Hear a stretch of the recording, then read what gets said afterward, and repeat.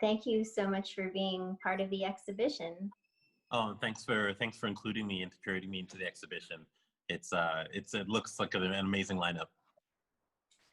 We're I'm pretty pleasantly surprised by the response, and it comes at a good time as well for us to be considering a lot of these questions. Yeah. And like explore how artists are tackling living in diaspora, like what it really means and how it manifests itself in paintings. So I have a few questions for you. I was wondering, first of all, what it was like growing up in Sherwood Park, Alberta, at the end of the 1970s. Yeah. Tell me a little bit about with an oil boom and yeah, it was. Again, you don't know there's anything different about you or your life until someone else points it out.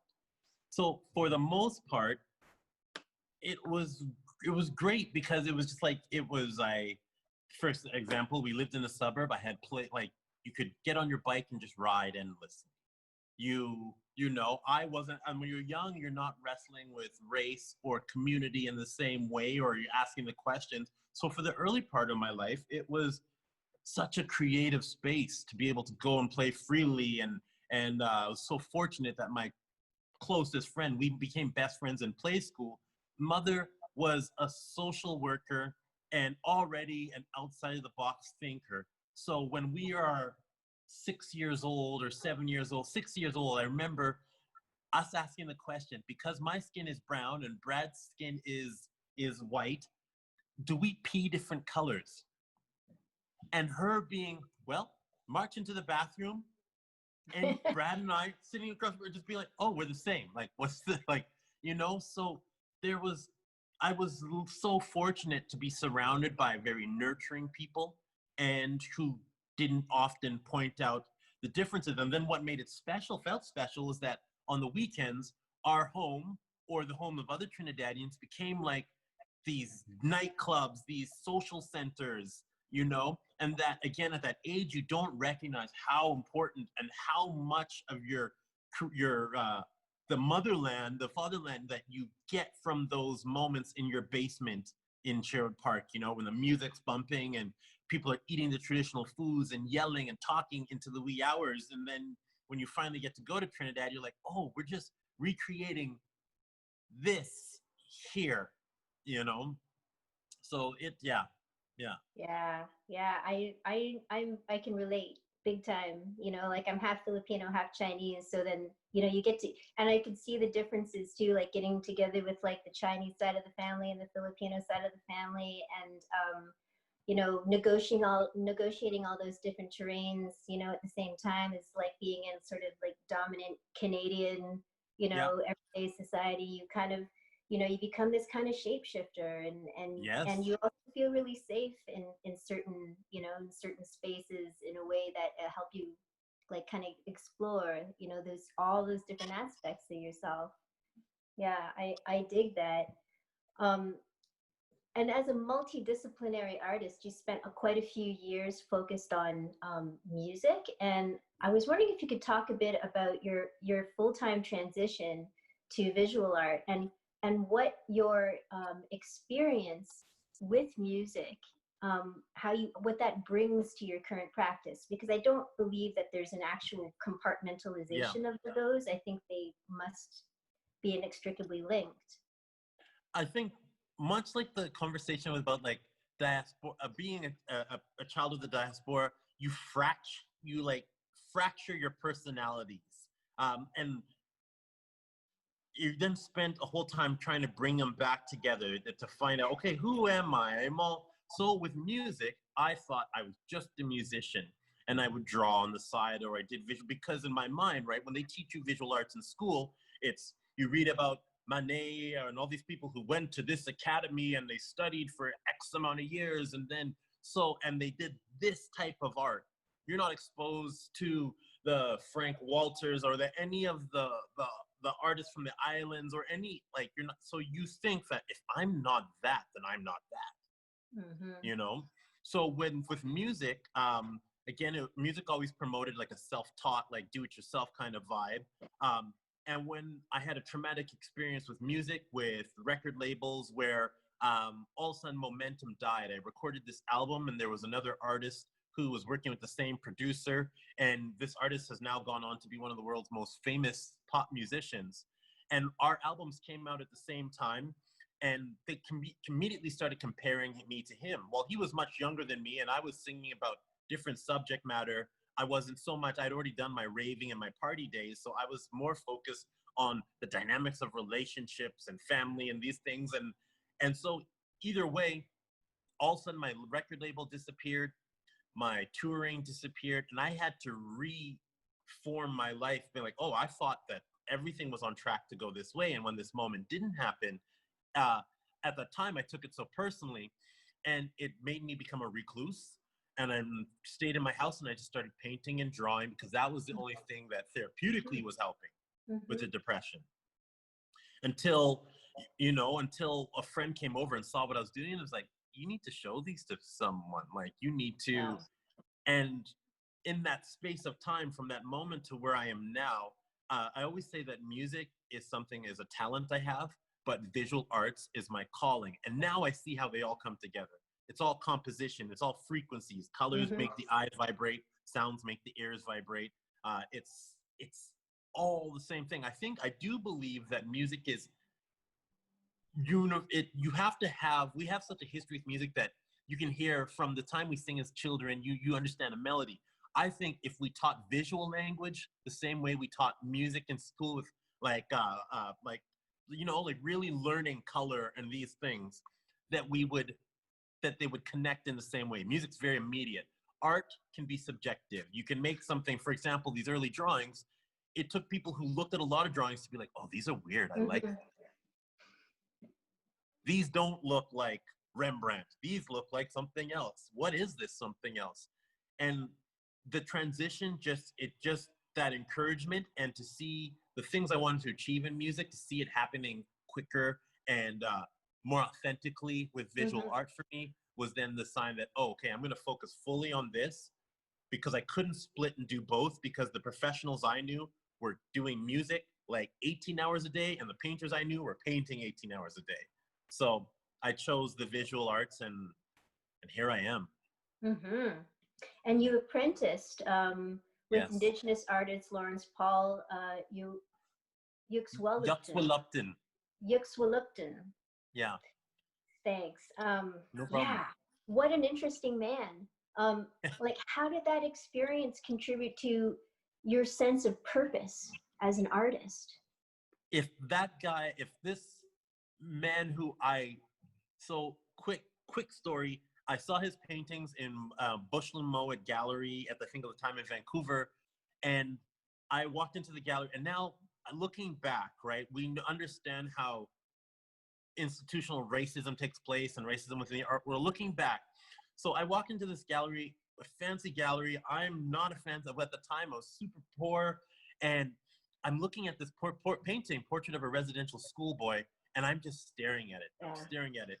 And when you walk into a gallery, unless some galleries, that they won't even leave the desk to say hello unless you're someone they know, or someone they think they can identify, as a collector or so. But this person came over, and he said, "You like these? You connect with these?" And I said, "Yeah." He goes, "Well, let me pull out some more for you."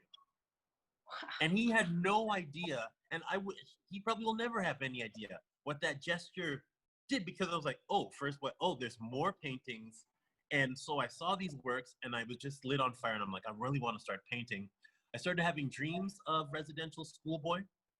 And then one day in my studio, I was working in my kitchen. I went for a walk, and I just kind of went a different route, and I ended up on these condo buildings, and I looked in, and I'm like, oh man, that guy owns a lot of Lawrence Paul's. And I looked further in, and it was him painting. It was his studio and his house. And I knocked on the window, and he came to the window, and I said, hey, I'm a young artist. I'm like, I just started painting. I really love what you do. Can I apprentice? Can I study with you? Can I? And he was kind of, I don't know about that. And he was really standoffish, and he's softened so much over the years. And then he looked down at my sneakers, and my sneakers were this crazy color, like the same palette of his paintings. And he goes, well, I guess you have an eye. You can come in. And it just started like that. So day after day, I would go, and some days he'd let me in. And and it wasn't a traditional apprenticeship where he shows you this is this. I would just make beside him, and I was making my little boxes. And I was doing this thing where I was peeling paint from his palette, his dried acrylics, and I would make collage and arrangements out of those. And he was calling it scrapism. And he just encouraged me.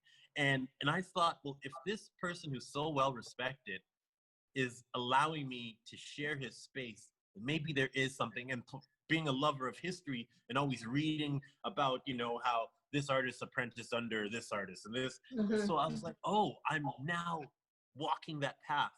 It's not going to be through an academy. It's going to be through, and then too young to understand not even too young, but just so unaware of the industry of art to understand the importance of that. My mentor was an Indigenous man, First Nations elder, and the stories, the way he would handle collectors who came by who want to just, oh, well, no, I don't want to sell to you. Seeing the power that you could have, and to see that he was running his own ship, not subscribing to like the colonial institutional format, but somehow his work was still making it through that way, those avenues. No, I find him incredibly powerful and inspiring, how he takes that space, really joyfully. And like, but his work, it's, speaking of joy, it's that he says, things like, my job is to give people joy. And I feel like there's that sort of mindset has really resonated with you and what you want to do with your art. Would that be fair? He would say, give them candy. And then once they taste the candy, it's too sweet for them. So he would you would have this beautiful depiction, and you go up and you're like, what is it about? Well, it's about residential schools. Oh, yeah. Well, what? And then now you're in deep, versus painting something graphic and horrific that people just immediately, oh, I don't want to. You pull them in. So that's what you said there. He'd always say, give them the candy. And then once they're in, now you have them. Yeah. I call that kind of like a sensualized politicization, kind of a way of bringing people in, engaging them, and then getting deeper. But you need to get them first, right? You need to disarm them. Yeah, exactly. And then you have like you actually can have a discussion, perhaps. I'd love to hear about, because being a multidisciplinary artist, and we're featuring painting, you're part of your painting practice in this show. I'd love to hear more about how you know when to make a work and express an idea or an exploration through the miniatures, or when it's painting, or when it needs to be everything. How do you make those decisions? And just intuitively. The way the series that you're showing came to be, it comes through, oddly enough, Frank Ocean. He had that series was originally a series for him and I. We were collaborating on a project, and the project didn't end up happening, but those works came from it.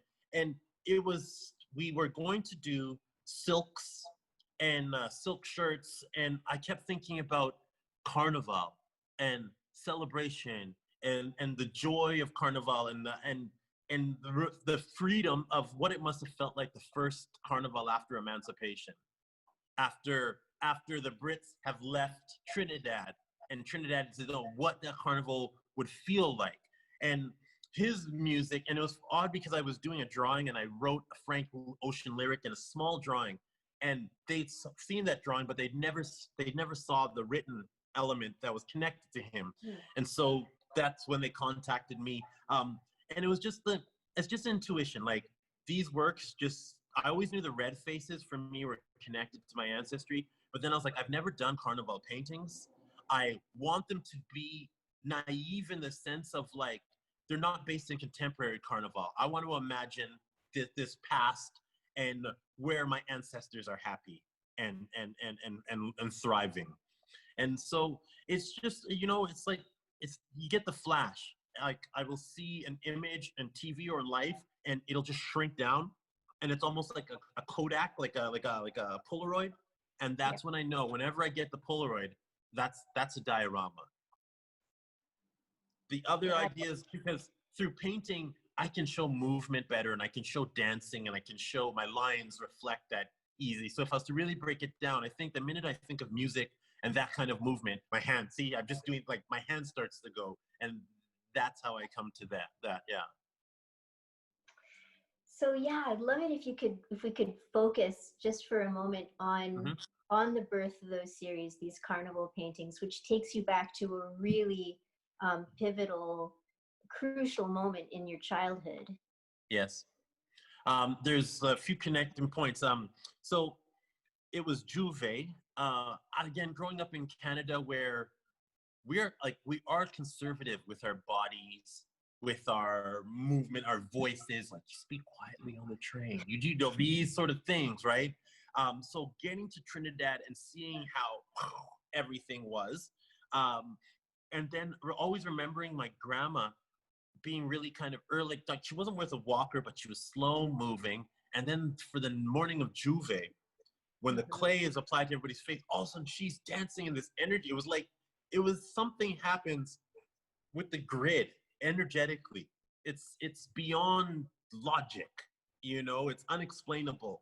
And that makes me think of the cellular memory of ancestors. I'm like, well, if we can store genetic trauma, we can store the joy, the creativity, and the other things, because everybody became supercharged and we were dancing. And I remember just thinking that this red was like their faces were glowing. So that when I first discovered that red paint and I sprayed it, it took me back to that carnival moment. So then I was like, well, this will be the bridge through all of when I go back to the medieval period, all these periods, this red face will be the thing. But again, wanting to, with this collaboration, I wanted it to be joyous. And I started thinking about Peter Minshall, who is a masked man in Trinidad. And that was the year that I first went, is when he presented his Jab Jab character. And if you look at a Basquiat painting and you look at Peter Minshall's Jab Jab, it was like they were talking to each other. So then I started drawing all these connections, you know, through the arts, and being like, well, I just have to try to paint, because I'd never painted Carnivale before. Yeah, so Jouvin is based on like the French jour ouvert, like the open day. It's a carnival in Trinidad, and as part of the celebrations, people smudge their faces with the red mud and have this kind of like, kind of glowing, you know, sort of glowing energetically, like kind of hysterical, amazing kind of experience for 2 days, right? Yep. And I love how that's captured, you know, in the paintings. And as you're, you know, what you're talking about, this kind of like cellular memory of joy, as a form of radical, like kind of resistance, but also resilience, you know. Yes. Comes across, but also where there's a fine line between that kind of affirmation and the reality of colonialist history and its violence, in sort of the characters and how you kind of connote their dress from a certain period. You're not really sure, like, it could it be now, could it be then? Maybe tell me about how you collapse kind of time, you know. I find you do anyway. Is that something that resonates with you? I was thinking about it the other day, and it's because it lives in my parents, in conversation, in language, something so simple that they will say that they've grown up saying. And I'm like, it's still there. You drive through Port of Spain and this colonial structure is dilapidated, and the people still find this beautiful space, but they weren't even allowed to enter this space. Like, the architecture is still there, the framework, they may have left, but I'm still seeing the residue, because the tension between the indentured workers from India and the Africans and the blacks and the browns in Trinidad, like, there's this fight between them that it's like, Jesus, this has nothing to do with the two of you. Right. This is still this residue. And so that framework is always there. and in Capriccio, referencing Capriccio, which is an Italian style where they would paint ruins into places to almost comment on the fall of society, the fall of, and it's like, it's my hope that these structures will just eventually crumble and fade away one day. But it's like, at times it feels so unrealistic that it would have to be a dream to really see that. So when I bring in that architecture, it is it's referencing spaces I've seen, but also the idea of the origins of Capriccio and the idea of the fall of the empire. Maybe, that's a nice segue into some of your most recent work, because I had the good fortune of being able to see your show at the Drawing Center. Oh, cool. Yeah, I think maybe just a couple of days after it opened. And weirdly enough, also, I by chance was talking to somebody, and I can't remember, I just met somebody maybe at another gallery or something. And we were talking, and he said that he was in New York to see your show, and that he was really, that he was a friend of yours, and that you had the, the kind of, sort of really, really, good fortune to be there with you for that opening, which I understand was like an incredibly joyous occasion. Oh, it's just really weird. But yeah, I would love, to hear about, because you've got this kind of mega structure, this kind of like, Gesamtkunstwerk installation that includes painting, that includes sort of the built environment, film, your sort of the beaded knights kind of suit of armor, which is unbelievable, and then and it's all based on this kind of this history and research that you've been doing into your ancestry, and it really brings home how ancestry and this kind of like genetic imagination, which is a term that you use, all kind of comes together. So yeah, could you talk about that a little bit? For sure. It all, like, so much of my practice and my ideas come from just trusting the path. Like, the path led me to Lawrence. The path of researching, seeing a painting on the internet of a knight from the Order of Santiago in medieval Lisbon. Seeing it on the internet and deciding, I'm in New York and I'm making this work and it's about police brutality and I'm traumatized from living in the States, and I'm going to Portugal, which is not, with its crazy colonial history, is not free of the same sort of structures. They just play out differently on my body. My body is read differently there. So I get there and meet some people and I go for dinner, and this is in the first 2 weeks. I'm at the table and my friend's boss, who's a new friend, says, well, why are you here? And I said, well, there's this painting of this knight. And he leans back and he goes, well, my family owns that painting.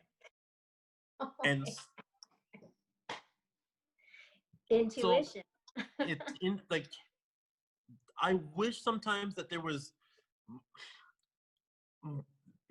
a more of like this academic explanation of why I'm following this stream, but this stream has just not led me astray. It keeps opening up in ways that, while I'm there, okay, so I'm there because I think that Portugal's going to provide me this space where I can take off the armor, but then I recognize the reason why I'm safe without my armor is because I'm not read as African there. Places where they have more experience with people with a more of a relationship with direct connection to Africa, the Africans will be the first to be like, oh, you're like, I had an African woman the other day call me white.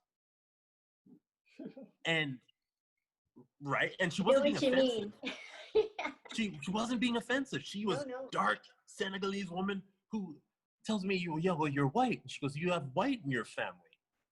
And it's, yeah, my great grandfather is a white guy, but it's not until I go to these spaces that my body gets read differently. So it's, yeah, like I kind of jumped off it, but it's I'm just like, I went there just so my imagination could get back into the work, because I felt like New York had me being or the way I was going with my practice was almost, again, idolizing a real cerebral and ignoring the internal and the intuition that is, for me, I think the most important part of art, the art that I like. It's not because they saw something and then they just rendered it. They imagined something beyond it. And I often think that imagination can be more powerful than empathy, because empathy is like, oh, for me in my mind, I'm like, oh, your struggle. I feel sorry for you. You can't fully embrace it. But if we can imagine an alternative, then that for me could be a way through some of these hurdles that we're, because I feel like we're just, the movement in America has just been going in, like I listened to this book the other day, A Time of Our Singing, where it's about a German Jewish physicist meets American Black woman in 1949 in Washington as Marian Anderson is singing, and it's the first time a Black woman's allowed to sing. And through their history of their children, they keep coming back they came back when Martin Luther King. There's a moment where the family comes back to Washington when Martin Luther King had a dream. Then his children come back for the Million Man March. And what it points out is that all those times, the future, it's never really changes. They're still back at the same space, trying to claim that we just need to be treated as equals. So, yeah, so I just think that imagination, I just started going on that like I couldn't being political, overtly political wouldn't work for me, because my experience with humans from traveling has shown me that often it isn't, race is what we've been taught. But when it comes down to it, a lot of the time, and I believe racism is mental illness, that when it comes down to it, the human connection trumps all of that, and we do want to be close to each other. We do want to, in Portugal, really, there's experiences that I had with people in Portugal, strangers that just, like men who fought in the wars in Africa, who are now damaged from it. Then they have racist things in their house, but they invite me into their place. And I'm like, where am I going? And now we sit down and I'm like, they just want to connect. These are traumatized men who, with young men, went to war and thought this is what and now they just want to have a conversation and they just want to connect. And being able to disarm people, I've been able to have conversations that I do think can actually lead to a shift of perspective. I hope I touched on. Amazing. No, I mean, well, what I'm getting from that is how, sort of you kind of connecting, with this painting, trusting the journey to go, and be in Portugal, to dig deeper, to open yourself up to these experiences with people. I mean, it's a really holistic way of looking at an art practice. And it doesn't just sort of begin and end with the work, right? With the finished work. It really is like kind of everything, it's like a living art practice in every conceivable way. And that's my hope, that, like, I remember I discounted my music, like I severed my musical past, but I no longer do that, because I'm like, if, again, my life is my body of work. This idea of that I'm working towards an exhibition or I'm working towards that's not, and it takes the pressure off of being in the studio thinking like, oh, this painting has got to be a success. It's just one of the many things that I will make, and maybe I don't understand it. Like, because there was a couple of those works that you'll show that I remember making them and just being like, this is silly. This is like this, what are you, like this big red, like it just, and then now, like, oh, seeing how it connects to the drawings, to the works from the drawings and in this journey. And then I see a Frank Walter painting and I'm like, or I saw a Tintoretto painting, and it's in Munich and it's up on the roof and it's this massive painting, and in the back, these figures all have red faces. But what it is, it's their hats and their heads are down, but he makes it look like these red gold glowing souls. And I'm just like, just trust in the making. The reason why I got into this is because I love it. What happens with success, it can shift and change your priorities or put pressures that don't need to be there. But just reminding myself that the reason why I make art is not to think that I can change the world or that I'm going to sell a lot. It's just because I have to. And that now is what really fuels my practice. And I feel less insecure if I don't have a big heady explanation for a particular work, or I don't have the language in some areas, because I know I have the feeling, and that is key as well. Wow. Well, on that note, I want to thank you so much for, intuitively finding your way to Montreal, via your work. Thanks for bringing me there. I really hope we have an opportunity to actually meet in 3D one day soon. But until then, I wish you all the best with everything that's going on, and continued goodness, both in your life and in your work, which again, inextricably linked. Yes, yeah. Wish you all the best. Thank you again for your time and for being with us for this interview today. And it's an honor to be in a show that is so naturally diverse. Like, you just chose artists that you like. It wasn't this mandate to like, oh, we have to have inclusion and diversity now. So thank you for, it was a very exciting exhibition to be involved with. And yeah, so thank you. It's nice to, thank you. It's really just, these kind of moments just remind you that it's all about, it's about the share, it's about what we can do. And so thanks again. So we'll leave you then for now, and we'll be in touch in the future, and looking forward to having you on our panel. I'm looking forward to that. Have a good afternoon. Take care. Auf Wiedersehen.